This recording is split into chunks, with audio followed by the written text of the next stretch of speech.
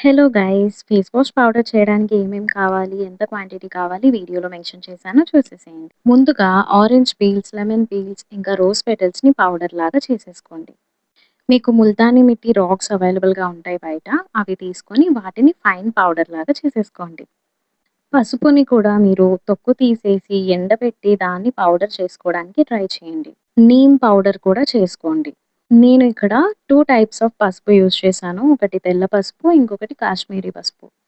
వీటన్నిటిని ఒక దానిలో మిక్స్ చేసుకొని, బియ్యం పిండి ఒక స్పూను, శనగపిండి, చందనం కాఫీ పౌడర్ కూడా ఒక్కొక్క స్పూన్ వేసుకొని అన్నిటిని మిక్స్ చేసుకోండి.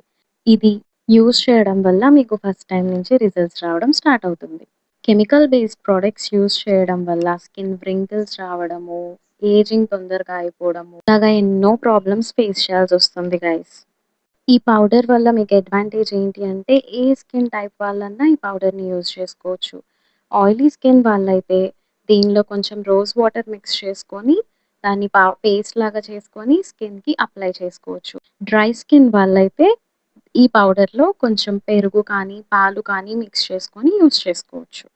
ఈ పౌడర్‌ని మీరు వీక్లీ 2 టైమ్స్ స్కిన్‌కి అప్లై చేసుకుంటూ వచ్చారంటే, కొంచెం కొంచెంగా మీ టాన్ కానీ, స్కిన్ మీద ఉన్న డెడ్ స్కిన్ సెల్స్ కానీ అన్నీ రిమూవ్ అయిపోతూ, మీ స్కిన్ కొంచెం కొంచెంగా బ్రైట్‌గా అవ్వడం స్టార్ట్ అవుతుంది. అప్లై చేయడానికి ముందుగా మీరు ఫేస్‌ని నార్మల్ వాటర్‌తో వాష్ చేయండి. వాష్ చేసిన తర్వాత స్కిన్‌ని నార్మల్‌గా డ్రై అవ్వనివ్వండి. డ్రై అయిన తర్వాత ఆ పేస్ట్‌ని మీ స్కిన్‌కి సర్క్యులర్ మోషన్‌లో అప్లై చేయాలి. అప్లై చేసి అది కంప్లీట్‌గా డ్రై అవ్వనివ్వాలి. లైక్ ఒక 10-15 మినిట్స్ పడుతుంది.